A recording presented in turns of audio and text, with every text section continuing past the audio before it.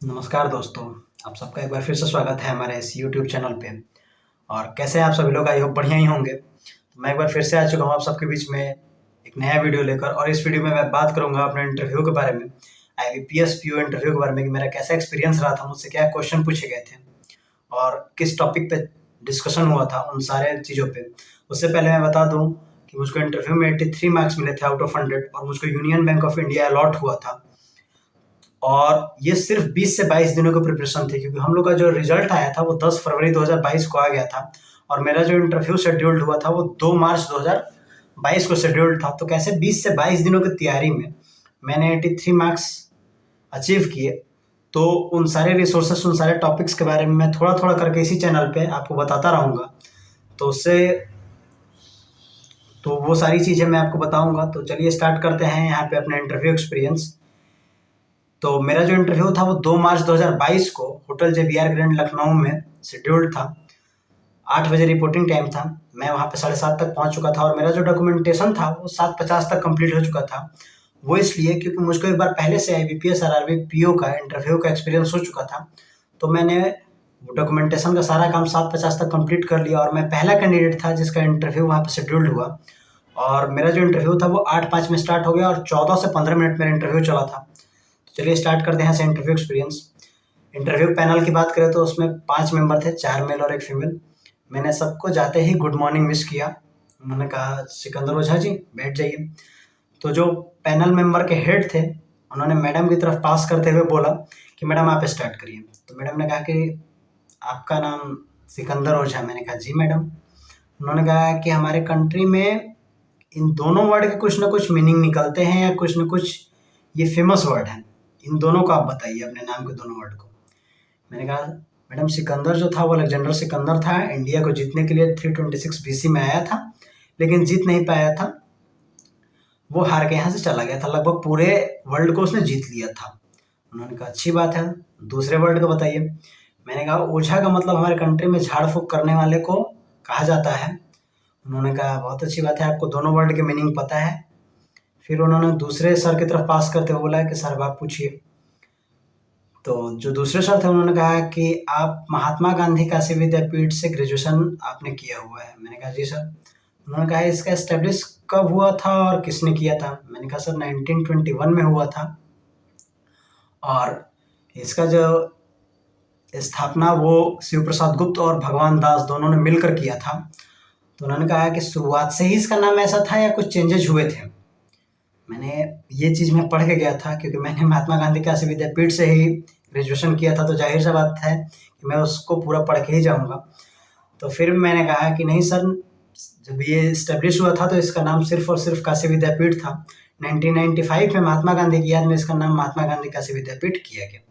उन्होंने कहा अच्छी बात है। फिर उन्होंने जो पैनल मेंबर के हेड थे उनकी तरफ पास करते हुए बोला कि सर अब आप पूछिए। उन्होंने कहा सिकंदर ओझा जी। मैंने कहा जी सर। उन्होंने कहा कि सेंटर ऑफ मास को आप डिफाइन करिए। मैंने कहा सर सेंटर ऑफ मास किसी भी बॉडी का उस पॉइंट पे जितने भी जो उसका टोटल मास होता है, किसी बॉडी के जिस पॉइंट पे सेंटर्ड होते हैं उसको उस बॉडी का सेंटर ऑफ मास बोलते हैं। उन्होंने कहा बहुत अच्छी बात है। उन्होंने कहा ग्रेजुएशन आपने साइंस से किया है। चलिए ये बताइए कि कील पानी में डूब जाती है लेकिन जो लोहे का जहाज है वो तैरता रहता है, ये किस प्रिंसिपल पे काम करता है, उस प्रिंसिपल को डिफाइन करिए। मैंने कहा सर ये आर्किमिडीज प्रिंसिपल पे काम करता है। उन्होंने कहा बहुत अच्छे। उन्होंने कहा आप डिफाइन करिए इसको। मैंने कहा सर ये प्रिंसिपल, इस प्रिंसिपल का डेफिनेशन जो है ये कहता है कि जो भी कोई बॉडी है उसने जितने एरिया में पानी, जो भी वाटर को डिस्प्लेस किया, उस वाटर का जो वेट होता है उस बॉडी के वेट से अगर ज़्यादा है तो वो जो बॉडी है वो तैरती रहेगी। अगर उसने जितने एरिया में उस पानी को डिस्प्लेस किया है, अगर उस वाटर का वेट उस बॉडी के वेट से कम है तो वो डूब जाएगी। तो कील जब वो डिस्प्लेस करता है तो उस वाटर का वेट उस बॉडी के वेट से कम होता है, लेकिन जो जहाज का केस होता है उसमें जो पानी का वेट होता है वो ज़्यादा हो जाता है क्योंकि एरिया बहुत उसने कवर कर लिया होता है। उन्होंने कहा बहुत अच्छी बात है, पता है आपको? मैंने कहा जी सर।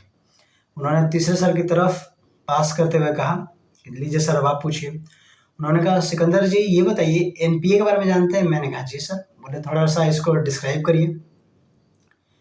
मैंने कहा सर एनपीए जो होता है वो नॉन परफॉर्मिंग एसेट्स होते हैं। बैंक अगर लोन देती है तो ऐसे एसेट्स होते हैं जो कि 90 दिनों तक अगर उसकी ईएमआई या लोन की रिकवरी ना हो तो वो एनपीए में जाने लगता है, और अगर 1 ईयर तक ना हो तो वो सब स्टैंडर्ड एसेट्स हो जाते हैं, और अगर 1 साल से ज़्यादा हो तो वो डाउटफुल एसेट्स में आ जाते हैं, और अगर वो पूरी तरीके से जो लोन होता है अगर वो डूब जाए तो उसको लॉस एसेट्स बोलते हैं। बोले इसको रिकवरी करने का कोई तरीका आपको अगर आपने पढ़ा हो तो?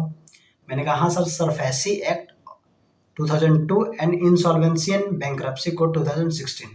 बोले बहुत अच्छे, सरफेसी एक्ट का फुल फॉर्म बता सकते हैं? मैंने कहा जी सर। बोले बताइए। मैंने कहा securitisation and reconstruction of financial assets and enforcement of security interest act 2002। उन्होंने कहा बहुत बढ़िया। बोले इंसॉल्वेंसी एंड बैंक्रप्सी में क्या है? मैंने कहा सर इंसॉल्वेंसी एंड बैंक्रप्सी में जो कोर्ट होता है वो किसी भी कस्टमर को, जो अगर वो कोर्ट को लगे कि अब वो लोन नहीं दे पाएगा तो उसको बैंकरप्ट डिक्लेयर कर देता है, और 270 डेज में उसके सारे प्रोसीजर कंप्लीट कर लेने होते हैं। उसका जो एसेट्स है उसको सेल करके या उसको जैसे भी रीस्ट्रक्चर करके, जो भी तरीके हो वो 270 डेज में उसको कंप्लीट करके और उसको अपना लोन जो होता है वो वसूल लेना होता है। उन्होंने कहा बहुत अच्छे, आप लग रहा है थोड़ा बहुत बैंकिंग का पढ़ के आए हैं। मैंने कहा जी सर। फिर उन्होंने जो है नेक्स्ट जो मेंबर थे उनकी तरफ पास कर दिया। उन्होंने कहा सिकंदर जी ये बताइए, हाल फिलहाल में आरबीआई ने अपनी 2 नई स्कीम लॉन्च की है, उनके बारे में आपको पता है? मैंने कहा जी सर। बोले कौन कौन सी? मैंने बताया एक तो रिटेल डायरेक्ट स्कीम और एक इंटीग्रेटेड ओन्समेंट स्कीम। तो बोले ये दोनों क्या है, जरा एक्सप्लेन करेंगे? मैंने कहा इंटीग्रेटेड ओन्समेंट स्कीम में यही है सर कि सब हमारे यहाँ सब अलग अलग चलता था। सबसे पहले एक जनरल ओन्समेंट स्कीम चलता था, उसके अलावा एनबीएफसी के लिए अलग जो नॉन बैंकिंग फाइनेंशियल कंपनीज हैं, और एक डिजिटल जो फ्रॉड होता था, जो डिजिटल केसेस देखने होते थे। तो टोटल 3 ओम्बड्समैन हमारे यहाँ थे, उन सबको मिला के इंटीग्रेट करके एक ओम्बड्समैन बना दिया गया है। मतलब एक तरीके से जो कस्टमर होता है उसके लिए ईजी कर दिया गया है। उन्होंने कहा बहुत अच्छे। बोले ये दूसरा क्या है, रिटेल डायरेक्ट स्कीम? मैंने कहा सर रिटेल डायरेक्ट स्कीम यही है कि अब कोई इंडिविजुअल पर्सन भी गवर्नमेंट के जो बॉन्ड्स होते हैं, जो स्टॉक्स होते हैं, उनमें इन्वेस्ट कर सकता है। अभी तक ये इंडिविजुअल पर्सन के लिए नहीं था, सिर्फ और सिर्फ किसी ऑर्गेनाइजेशन के लिए या किसी कंपनी के लिए ही पॉसिबल था, लेकिन अब आरबीआई ने इंडिविजुअल के लिए भी ये चैनल ओपन कर दिया। उन्होंने कहा बहुत अच्छे। अच्छा ये बताइए, फिर उन्होंने नेक्स्ट क्वेश्चन किया कि आप क्वाड के बारे में आपने सुना है? मैंने कहा जी सर। उन्होंने पूछा कि ये क्वाड है क्या, आप बता सकते हैं? मैंने कहा हाँ सर, ये 4 कंट्री का एक ग्रुप है। बोले कौन कौन सी कंट्री? मैंने कहा कि इंडिया, ऑस्ट्रेलिया, जापान और यूनाइटेड स्टेट्स ऑफ अमेरिका। उन्होंने कहा बहुत बढ़िया। फिर उन्होंने नेक्स्ट सर की तरफ जो थे वो पास कर दिए, जो चेयरमैन मतलब कह सकते हैं जो पैनल मेंबर के हेड थे। उन्होंने कहा अच्छा ये बताइए कि पानी जब आप देखते हैं तो पानी में कभी कभी ये होता है कि जो मछलियाँ नीचे जिंदा रह जाती हैं और ऊपर बर्फ़ की सतह जो जमी रहती है कई सारे कंट्रीज़ में, जहाँ पे बर्फीली जो कंट्री है वहाँ पे ऊपर जो है बर्फ़ तो जम जाता है, लेकिन नीचे जो है वो मछली जिंदा कैसे रह जाती हैं? मैंने कहा सर ये वाटर के एबनॉर्मल बिहेवियर की वजह से है, क्योंकि 4 डिग्री सेल्सियस से 0 डिग्री सेल्सियस के बीच में वाटर का जो बिहेवियर होता है वो एबनॉर्मल होता है, इसकी डेंसिटी घटने लगती है। तो जो वाटर पार्टिकल नीचे थे वो नीचे ही रह जाते हैं और ऊपर वाले जो पार्टिकल होते हैं वो जमना स्टार्ट कर देते हैं। तो इस वजह से ऊपर एक बर्फ़ की लेयर जम जाती है और नीचे जो है वो वैसा का वैसा ही रह जाता है, पानी पानी ही रह जाता है और ऊपर बर्फ़ जम जाता है। उन्होंने कहा बहुत अच्छा लगता है कि आप पूरा प्रिपेयर करके आए हैं। मैंने कहा जी सर, साइंस बैकग्राउंड है तो तैयार करना ही था। फिर उन्होंने कहा अच्छा ये बताइए सिकंदर की अंतिम इच्छा क्या थी? जब वो मर रहा था तो उसने कहा था कुछ अपनी अंतिम इच्छाएं थी, अगर आप उसमें से एक भी बता पाए। मैंने कहा हाँ सर, जब वो मरा था तो उसने बोला था कि मेरी दोनों हथेलियाँ जो हैं वो खोल के और मेरा जनाजा निकालना। वो वजह इसलिए थी कि वो पूरी दुनिया को बताना चाहता था कि मैं विश्व विजेता हूँ, इसके बावजूद भी देखो कि मैं यहाँ मरने के बाद कुछ नहीं लेके जा रहा हूँ। मतलब वो दिखाना चाहता था कि दुनिया में ना कोई आज तक लेके आया है और ना कोई लेके जाएगा, चाहे वो कितना ही शक्तिशाली क्यों ना हो। उन्होंने कहा बहुत अच्छे। तो बोले कि और अगर कोई बता सके, तो मैंने कहा हाँ सर, और 2 इच्छाएं उनकी थी। मैंने कहा कि सर उसकी दूसरी जो इच्छा थी वो ये थी कि पूरी दौलत मेरे रास्ते में बिछा दी जाए, ताकि लोगों को ये पता चल सके कि कितना भी शक्तिशाली हो, कितना भी धनवान व्यक्ति हो, तो अंतिम वक्त में वो अपने साथ पैसे लेके नहीं जाता। और तीसरी इच्छा ये थी कि उन सारे हकीमों, उन सारे डॉक्टर को बुलाया जाए, ताकि लोगों को लग सके कि ये जो प्राण देने वाले हकीम और डॉक्टर हैं वो भी जान नहीं बचा सकते किसी का। उन्होंने कहा बहुत अच्छे। अच्छा ये बताइए सिकंदर जी, फिर उन्होंने नेक्स्ट क्वेश्चन किया कि बनारस के आप रहने वाले हैं? मैंने कहा जी सर। बनारस में घाट कितने हैं? तो मुझको एग्जैक्ट याद नहीं था, लेकिन मैंने कहा सर 85। बोले आप श्योर हैं? मैंने कहा सर श्योर तो नहीं है, लेकिन जहाँ तक मुझको याद आ रहा है वो 85 है। उन्होंने कहा हाँ चलिए ठीक है, थोड़ा बहुत इधर उधर है तो ठीक है, आपका जो लॉजिक है वो ठीक रहा, मतलब घाट इतनी ही है। फिर उन्होंने कहा चलिए बहुत अच्छा है, और आप इसके अलावा और आपने कौन सा इंटरव्यू दे रखा है? मैंने कहा सर RRBPU का इंटरव्यू दे रखा है। तो उन्होंने हंस के कहा कि अगर ये आ जाएगा तो आप तो यही ज्वाइन करेंगे। मैंने कहा जी सर। उनका चलिए ऑल द बेस्ट इंटरव्यू आने वाले रिजल्ट्स के लिए, और आप कुछ अच्छा ही होप करिए।